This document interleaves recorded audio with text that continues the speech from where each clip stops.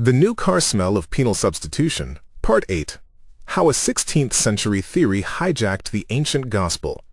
If you grew up as I did in modern evangelical circles, you will inevitably hear a bold, line-in-the-sand declaration. Penal Substitutionary Atonement, PSA, is the very heart of the gospel. To deny it is to deny Christianity itself. Throughout my life, I've endured prominent voices proclaiming that the Father pouring out his wrath upon his innocent Son is the historic Orthodox faith. For most of my life, I earnestly believed that Jesus was punished for my sins. But about 3 years ago, that belief began to slowly unravel, and it was very painful as I tried to walk a narrow path out of it. When I began rethinking it and actually opened the historical sources and read the early church fathers, a shocking reality emerged. PSA is not the historic consensus of the Christian church. In fact, in the grand timeline of church history, penal substitutionary atonement is so new, it still has the new car smell.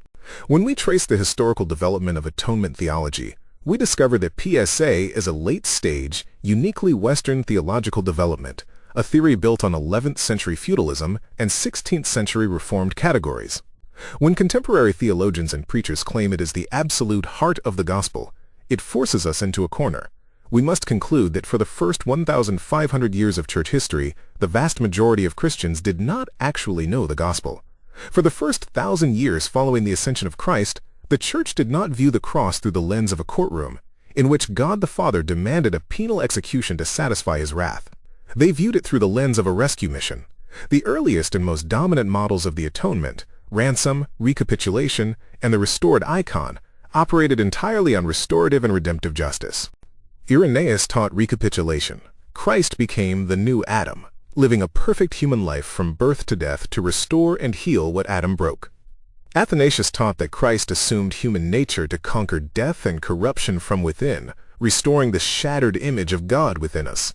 Gregory of Nazianzus explicitly rejected the idea that the Father demanded or delighted in the blood of his Son, pointing instead to God's immense love and desire to destroy the works of the devil.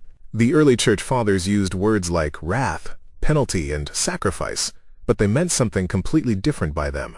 Penalty was the natural consequence of sin, mortality, and death, not retributive torture inflicted by the Father. The cross was a glorious victory where Christ trampled down death by death, not a cosmic torture chamber to appease divine anger. The dramatic shift away from this restorative view did not happen until the end of the 11th century. Around 1098 AD, Anselm of Canterbury, a monastic theologian deeply influenced by the European feudal caste system, introduced satisfaction theory.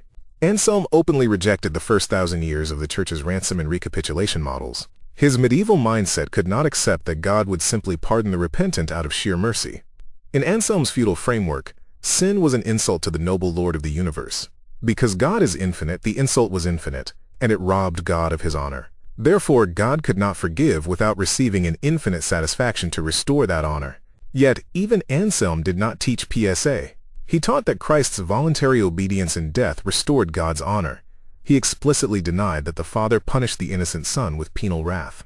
It wasn't until the Protestant Reformation that theologians took Anselm's feudal satisfaction theory, mixed it with Augustinian views on total depravity, and swapped out God's honor for God's wrath. Even then, the rigid, systematized version of penal substitutionary atonement that we are taught from many pulpits today took centuries to fully bake. It was not formally and systematically articulated in its full form until Charles Hodge published his Systematic Theology in 1871, explicitly stating that Christ endured the wrath of God as the exact penal punishment for sin. Even prominent Reformed apologists like James White have acknowledged the historical reality of this timeline, noting the discussions between Anselm and Abelard in the medieval period and admitting how late in development what we have in Reform circles really is.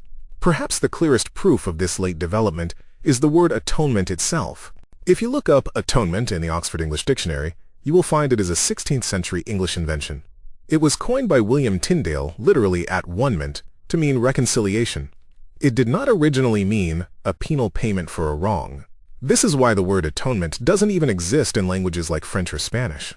If you ask a native French speaker to read Leviticus chapter 17, verse 11, they won't read the word atonement. Their Bibles say expiation, purification, or absolution release. We have built an entire doctrine of punitive, retributive violence around a 16th century English word that didn't exist when the biblical texts were written.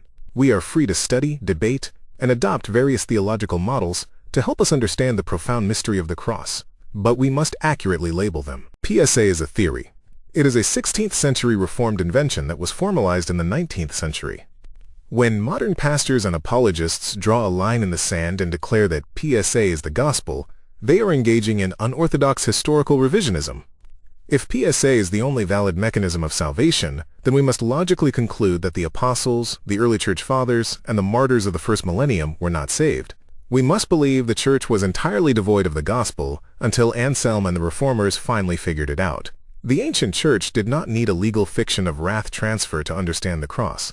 They simply looked to the empty tomb and celebrated the God who invaded our darkness, conquered our death, and freely pardoned all who returned to him. Thank you for listening to my Substack, and remember Proverbs chapter 25 verse 2.